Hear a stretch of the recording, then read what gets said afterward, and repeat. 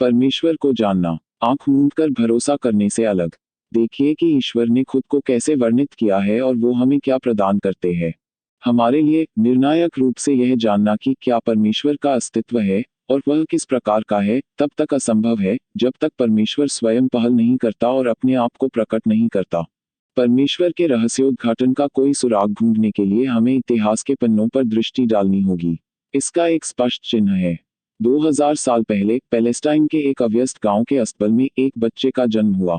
आज पूरा संसार यीशु मसीह के जन्म का उत्सव मना रहा है और सही कारण से उनके जीवन ने इतिहास का मार्ग बदल दिया।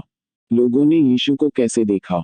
हमें बताया गया है कि आम आदमी यीशु की बातों को प्रसन्नतापूर्वक सुनते थे और वह उन्हें यहूदी धर्म नेताओं के समान नहीं बल्कि एक अधिकारी के समान शिक्षा दे रहा था। एक मगर जल्द ही यह स्पष्ट हो गया कि वह अपने बारे में बहुत ही चौंकाने वाला और चमत्कारिक बयान दे रहा था। उसने अपने आप को विलक्षण शिक्षक और पैगंबर से ज्यादा महान बताया।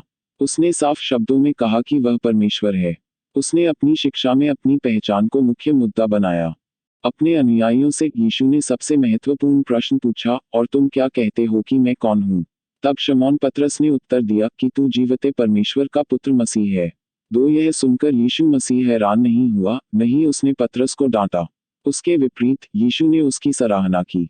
यीशु मसीह अक्सर मेरे पिता कहकर परमेश्वर को संबोधित करते थे और उनके सुनने वालों पर उनके शब्दों का पूरा प्रभाव पड़ता था।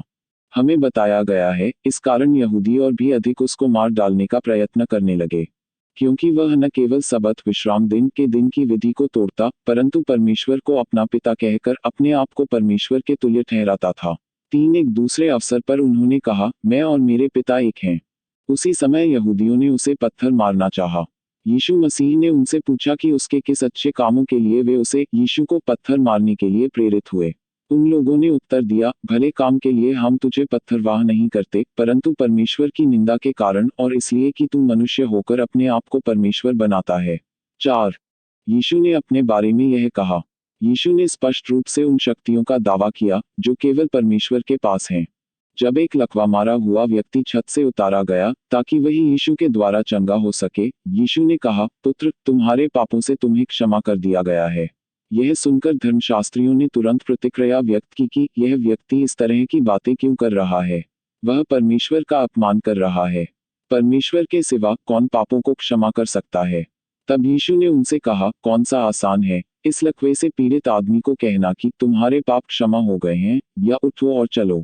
यीशु ने आगे बोला, परंतु जिससे तुम जान लो कि मुझको पृथ्वी पर पाप क्षमा करने का भी अधिकार है। उसने उस लकवे के रोगी से कहा, मैं तुझसे कहता हूँ, उठ, अपनी खाट उठाकर अपने घर चला जा। वह उठा और तुरंत खाट उठाकर सबके सामने से निकलकर चला गया। इस पर सब चकित हुए। यीशु ने इस तरह के बयान भी दिए, मैं इसलिए आया कि वे जीवन पाएं और बहुतायत से पाएं। 5 और जगत की ज्योति मैं हूँ। 6 और उसने कई बार यह कहा कि जो कोई उस पर विश्वास करेगा, यीशु उन्हें अनंत जीवन देगा और उस पर दंड की आज्ञा नहीं होती, परंतु वह मृत्यु से पार होकर जीवन में प्रवेश कर चुका है। 7 और मैं उन्हें अनंत जीवन देता हूँ, वे कभी नष्ट न होंगे। 8 उन महत्वपूर्ण क्षणों में जब यीशु की जिंदगी दांव पर लगी थी, इस तरह के दावा करने के लिए महायाजक ने उससे सीधा सवाल किया, क्या तू उस परम धन्य का पुत्र मसीह है? हाँ, मैं हूँ, यीशु ने कहा। और तुम मनुष्य के पुत्र को सर्वशक्तिमान की दाहिनी ओर बैठे और आकाश के बादलों के साथ आते देखोगे। तब महायाजक ने अपने वस्त्र फाड़कर कहा, अब हमें गवाहों का और क्या प्रयोजन है? तुमने यह अपमानपूर्ण बातें कहते हुए इसे सुना। 9 यीशु मसीह का परमेश्वर से संबंध इतना गहरा था कि उसने एक मनुष्य के उसके प्रति मनोभावों को और परमेश्वर के प्रति उनके मनोभावों को एक बराबर बताया। अतः उसे जानना प्रभु को जानना था। 10 उसे देखना प्रभु को देखना था। 11 उस पर विश्वास करना प्रभु पर विश्वास करना था। 12 उसे ग्रहण करना प्रभु को ग्रहण करना था। 13 उससे बैर रखना प्रभु से बैर रखना था। 14 उसका आदर करना प्रभु का आदर करना था। 15 संभावित स्पष्टीकरण। प्रश्न यह है कि क्या वह सच बोल रहा था? हो सकता है कि यीशु ने झूठ बोला जब उन्होंने अपने आप को परमेश्वर कहा। हो सकता है कि वह जानते थे कि वह परमेश्वर नहीं है और जानबूझकर उन्होंने अपने सुनने वालों को धोखा दिया ताकि अपने शिक्षण को वह एक अधिकार दे सकें। कुछ लोग सा सोचते हैं, परंतु इस तर्क में एक समस्या है। जो लोग उसका दैव्य होने का इनकार करते हैं, वो तक इस बात को मानते हैं कि यीशु एक महान नैतिक शिक्षक थे। लेकिन वे इस बात को समझने में असफल रहते हैं कि दोनों बयान परस्पर विरोधी हैं। यीशु मसीह महान नैतिक शिक्षक कैसे होते अगर उनकी शिक्षाओं के सबसे महत्वपूर्ण विषय उनकी पहचान के बारे में वह जानबूझकर झूठ बोलते। जब हम यीशु मसीह के दावों को देखते हैं तो केवल 4 संभावनाएं दिखाई देती हैं। या तो वह झूठे हैं, या मानसिक रूप से बीमार हैं, वह एक दिव्य चरित्र हैं, या फिर सत्य हैं। दूसरी संभावना यह है कि यीशु मसीह ईमानदार थे पर स्वयं को धोखा दे रहे थे। आजकल उस व्यक्ति को जो कि यह सोचता है कि वह भगवान परमेश्वर है, एक नाम से बुलाया जाता है मानसिक रूप से विकलांग। पर जब हम यीशु मसीह के जीवन की ओर देखते हैं तो हमें असामान्यता और असंतुलन का, जो कि एक मानसिक रोगी में होता है, कोई प्रमाण नहीं मिलता। बल्कि हमें यीशु में गहरे दबाव के समय भी असीम धैर्य दिखाई देता है। एक तीसरा विकल्प यह है कि तीसरे और चौथी शताब्दियों में यीशु उत्साही अनुयायियों ने उनके कहे हुए शब्दों को बढ़ा चढ़ा के प्रस्तुत किया, और यदि यीशु उन्हें सुनते तो वह चौंक जाते, और यदि वह वापस आते तो वह तुरंत उन्हें अस्वीकार कर देते। यह सही इसलिए नहीं है क्योंकि आधुनिक पुरातत्व इस बात की पुष्टि करते हैं कि मसीह की 4 जीवनियां उन लोगों के जीवनकाल में लिखी गई थी जिन्होंने यीशु को देखा, सुना और उसके पीछे चले। इन सुसमाचार के खातों में उन विशिष्ट तथ्यों और विशेषताओं का वर्णन है जिसकी पुष्टि उन लोगों ने की है जो यीशु के प्रत्यक्ष साक्षी थे। विलियम एफ अल्ब्राइट, जो कि अमेरिका के जॉन्स हॉपकिंस विश्वविद्यालय के साथ एक विश्व प्रसिद्ध पुरातत्वविद हैं, ने कहा कि ऐसा सोचने का कोई कारण नहीं है कि किसी भी सुसमाचार को 70 डी ईसा पश्चात के बाद लिखा गया था। मत्ती, मरकुस, लूका और यूहन्ना द्वारा सुसमाचार शुरुआत में ही लिखे जाने के कारण उसका संचलन और प्रभाव अधिक था। यीशु मसीह ना तो झूठे थे और ना ही मानसिक रूप से विकलांग, ना ही उनको ऐतिहासिक सच्चाई से परिनिर्मित किया गया था। केवल एक अन्य विकल्प यह हो सकता है कि यीशु मसीह पूर्ण रूप से सच्चे थे जब उन्होंने यह कहा कि वह परमेश्वर हैं। यीशु मसीह परमेश्वर हैं, इसका क्या सबूत है? कोई भी कुछ भी दावे कर सकता है। ऐसे कई लोग हैं जिन्होंने परमेश्वर होने के दावे किए। मैं परमेश्वर होने का दावा कर सकता हूँ, आप भी परमेश्वर होने का दावा कर सकते हैं। पर यदि हम ऐसा करते हैं तो इस प्रश्न का उत्तर हम सभी को देना पड़ेगा, हम अपने दावे को साबित करने के लिए क्या ठोस सबूत या प्रमाण पत्र ला सकते हैं? मेरे बारे में पूछे तो मेरे दावे का खंडन करने में आपको 5 मिनट भी नहीं लगेंगे। आपके दावे का खंडन करने में भी शायद इससे ज्यादा समय न लगे। पर बात जब नासरत के यीशु मसीह की आती है तब उनके दावे का खंडन करना इतना आसान नहीं है। उनके पास अपने दावे को पूरा करने का प्रमाण पत्र था। उन्होंने कहा, तो चाहे तुम मेरा विश्वास न भी करो, परंतु उन कामों का तो विश्वास करो ताकि तुम जानो और समझो कि पिता मुझ में है और मैं पिता में हूँ। 16 यीशु के जीवन की गुणवत्ता उनका अद्वितीय नैतिक चरित्र। उनका अद्वितीय नैतिक चरित्र उनके दावे से मेल खाता हुआ था। उनकी जीवन शैली इस तरह की थी कि वह अपने शत्रुओं को अपने प्रश्नों द्वारा चुनौती दे सकते थे, तुम में से कौन मुझे पापी ठहरा सकता है? 17 उन्हें चुप्पी मिली, कोई कुछ ना बोल सका, जबकि उन्होंने उनको संबोधित किया जिन्होंने उनके चरित्र में दोष ढूंढने की चेष्टा की थी।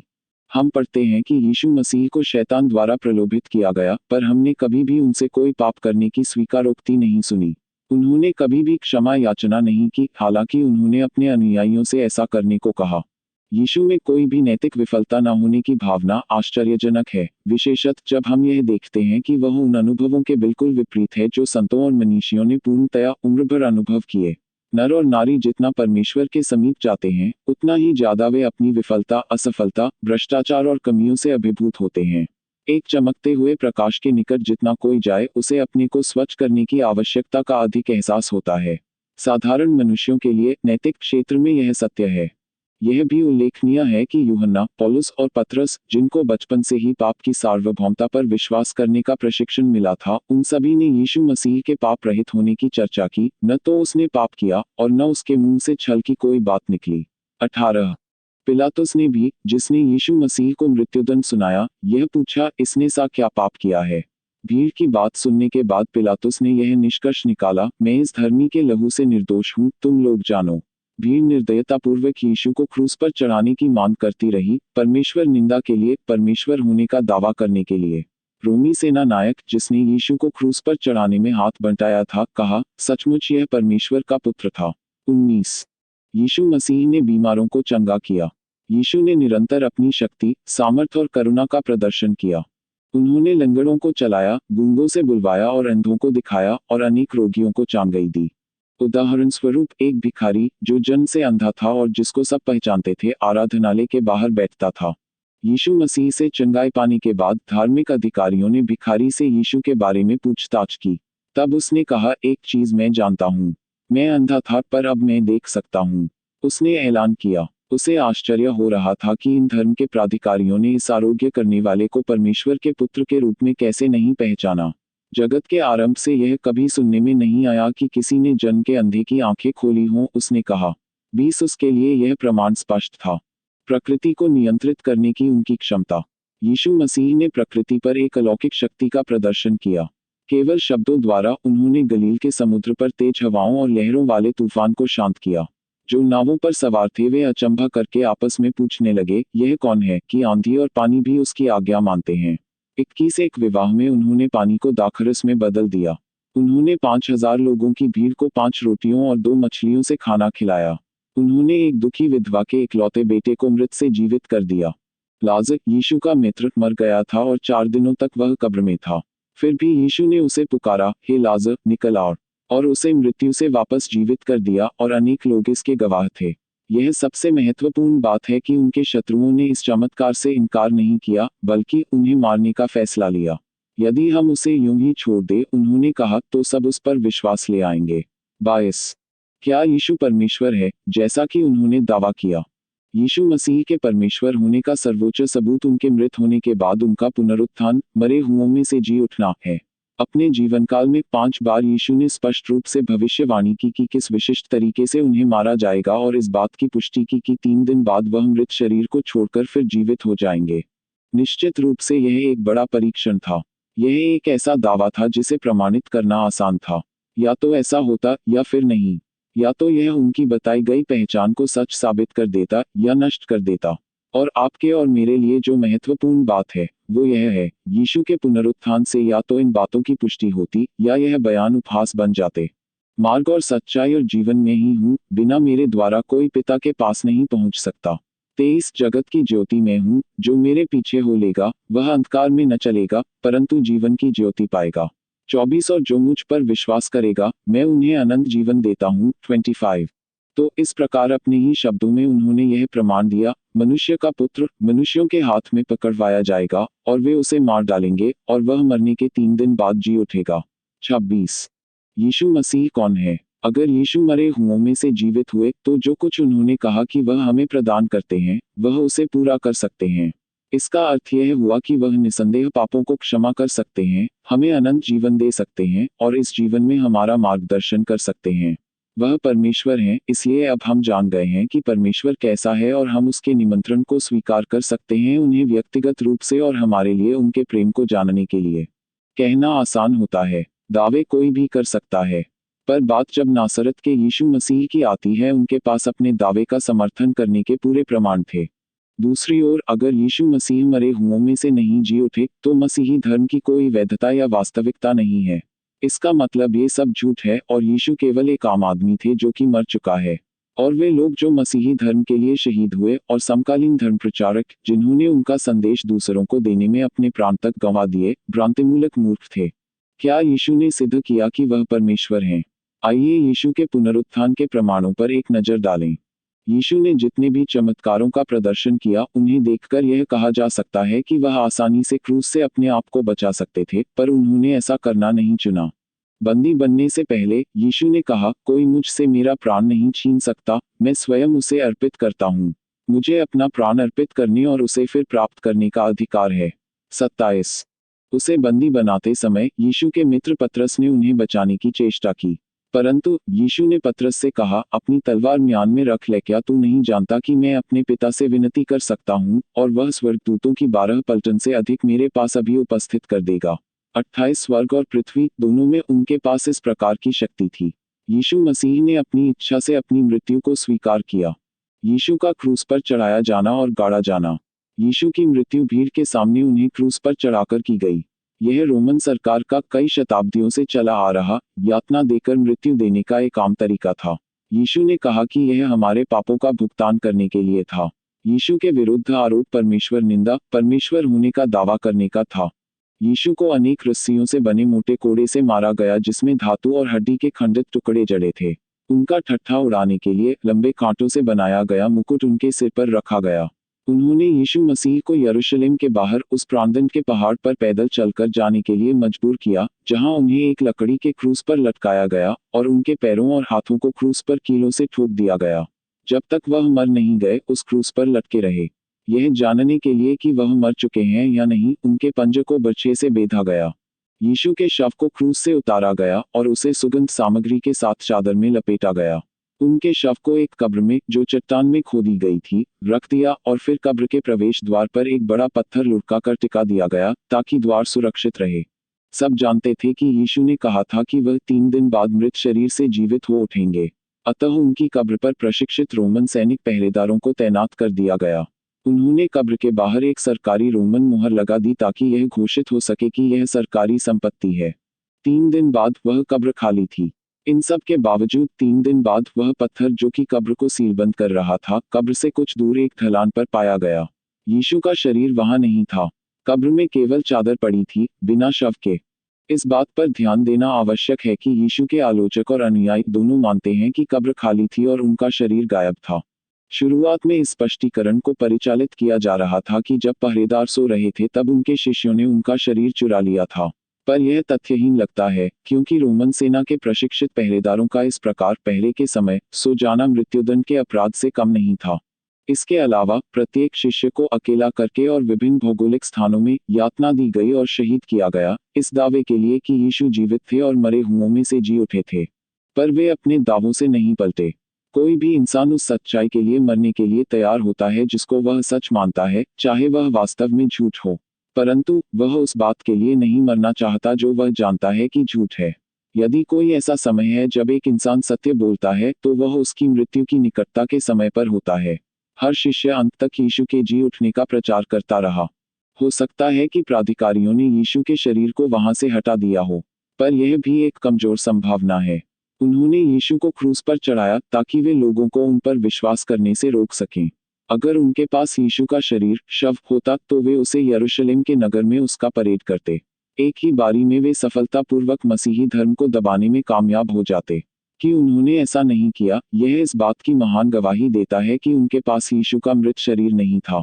एक दूसरा मत यह है कि महिलाएं, जिन्होंने सबसे पहले यीशु की खाली कब्र को देखा, व्याकुल और दुख से अभिभूत होकर सुबह के धुंधलेपन में अपना रास्ता भूलकर गलत कब्र में चली गई हों। अपनी पीड़ा में उन्होंने कल्पना कर ली कि यीशु पुनर्जीवित हो गए हैं, क्योंकि कब्र खाली थी। पर इस बात में भी संदेह है, क्योंकि यदि औरतें गलत कब्र में चली गईं, तो महायाजकों और धर्म के दूसरे दुश्मनों ने सही कब्र पर जाकर यीशु का शरीर क्यों नहीं दिखाया। एक अन्य संभावना, कुछ लोगों के अनुसार, बेहोशी का सिद्धांत है। इस सिद्धांत के अनुसार यीशु वास्तव में मरे ही नहीं। उन्हें भूल से मृत माना गया था और वास्तव में थकान, दर्द और खून की कमी के कारण वह बेहोश हो गए थे और कब्र में ठंडक होने की वजह से उनमें चेतना लौट आई। इस हिसाब से आपको इस तथ्य को अनदेखा करना होगा कि उसके पंजे को बर्छे से बेधा गया था, ताकि यह सिद्ध किया जा सके कि वह मर चुका था। कोई भी इंसान उस सच्चाई के लिए मरने के लिए तैयार होता है जिसको वह सच मानता है, चाहे वह वास्तव में झूठ हो। परंतु वह उस बात के लिए नहीं मरना चाहता जो वह जानता है कि झूठ है। लेकिन आइए हम एक क्षण के लिए यह मान लें कि यीशु को जिंदा गाड़ा गया और वह बेहोश थे। तो क्या यह विश्वास करना संभव है कि 3 दिन तक वह बिना भोजन या पानी के या किसी भी प्रकार की देखभाल के एक नम कब्र में जीवित रहे होंगे? क्या उनमें इतनी ताकत थी कि अपने आप को कब्र के कपड़े से बाहर निकाले, भारी पत्थर को कब्र के मुंह से हटाएं, रोमन पहरेदारों पर विजय पाएं और मीलों तक उन पैरों पर चलकर जाएं, जिनको की कीलों से बेधा गया था? इसका कोई तुक नहीं बनता। तो भी केवल खाली कब्र ने अनुयायियों को यह विश्वास नहीं दिलाया कि यीशु वास्तव में परमेश्वर थे। केवल खाली कब्र ही नहीं, केवल खाली कब्र ने उन्हें यह विश्वास नहीं दिलाया कि यीशु वास्तव में मरे हुओं में से जीवित हुए, वह जीवित थे और वह परमेश्वर थे। इन सब बातों ने भी उन्हें विश्वास दिलाया। यीशु कई बार दिखाई दिए, जीवित हाड़ मांस के व्यक्ति के रूप में, और उन्होंने उनके साथ खाना खाया, उनसे बातें की। विभिन्न स्थानों, विभिन्न समय, विभिन्न प्रकार के लोगों के साथ उन्होंने बात की। लूका, सुसमाचार के लेखकों में से एक ने यीशु के बारे में कहा, उसने अपने आप को बहुत से ठोस प्रमाणों के साथ उनके सामने प्रकट किया कि वह जीवित है। वह 40 दिनों तक उनके सामने प्रकट होता रहा तथा परमेश्वर के राज्य के विषय में उन्हें बताता रहा। 29. क्या यीशु मसीह परमेश्वर हैं? सुसमाचार के चारों लेखक ये बताते हैं कि यीशु को गाड़ने के बाद वह शारीरिक रूप से उन्हें दिखाई पड़े। एक बार जब वह शिष्यों को दिखाई दिए, तो थोमा, एक शिष्य, वहां नहीं था। जब दूसरे शिष्यों ने थोमा को उनके बारे में बताया तो थोमा ने विश्वास नहीं किया। उसने सीधा सीधा बोला, जब तक मैं उसके हाथों में कीलों के छेद देख न लूं और कीलों के छेदों में अपनी उंगलियां न डाल लूं और उसके पंजे में अपना हाथ न डाल लूं, तब तक मुझे विश्वास न होगा। एक सप्ताह बाद यीशु उन्हें फिर से दिखाई दिए। उस समय थोमा भी उनके साथ था। यीशु ने थोमा से कहा, अपनी उंगली डाल और मेरे हाथों को देख और अपने हाथ लाकर मेरे पंजे में डाल। संदेह करना छोड़ और विश्वास कर। यह सुनकर थोमा ने जवाब दिया, हे मेरे प्रभु, हे मेरे परमेश्वर। यीशु ने उससे कहा, तूने मुझे देखकर मुझ में विश्वास किया है। वे लोग धन्य हैं जिन्होंने बिना देखे विश्वास किया। 30। यीशु आपको क्या प्रदान करते हैं? मसीह जीवन को उद्देश्य और दिशा देते हैं। जगत की ज्योति मैं हूँ, वह कहते हैं। जो मेरे पीछे हो लेगा वह अंधकार में न चलेगा, परंतु जीवन की ज्योति पाएगा। 31। कई लोग सामान्य रूप से जीवन के उद्देश्य और विशेष रूप से अपने स्वयं के जीवन के बारे में अंधेरे में हैं। ऐसा महसूस होता है जैसे कि वो अपने जीवन में बत्ती जलाने वाला स्विच खोज रहे हैं। जो कोई भी अंधेरे में या किसी अपरिचित कमरे में रहा है, वह असुरक्षा की भावना के बारे में बहुत अच्छे से जानता है। लेकिन जब बत्ती जलती है तो एक सुरक्षा की भावना होती है। ठीक ऐसे ही महसूस होता है जब हम अंधेरे से यीशु मसीह की ज्योति में कदम रखते हैं। दिवंगत विश्लेषी मनोवैज्ञानिक कार्ल गुस्ताव जंग ने कहा, हमारे समय की सबसे नाजुक समस्या खालीपन है। हम सोचते हैं कि हमारे अनुभव, हमारा ज्ञान, रिश्ते, पैसा, सफलता, कामयाबी, प्रसिद्धि हमें वह आनंद प्रदान करेंगे जिसकी हमें खोज है। पर हमेशा एक खालीपन रह जाता है। ये सब पूरी तरह से संतुष्ट नहीं करती। हम परमेश्वर के लिए बनाए गए हैं और हमें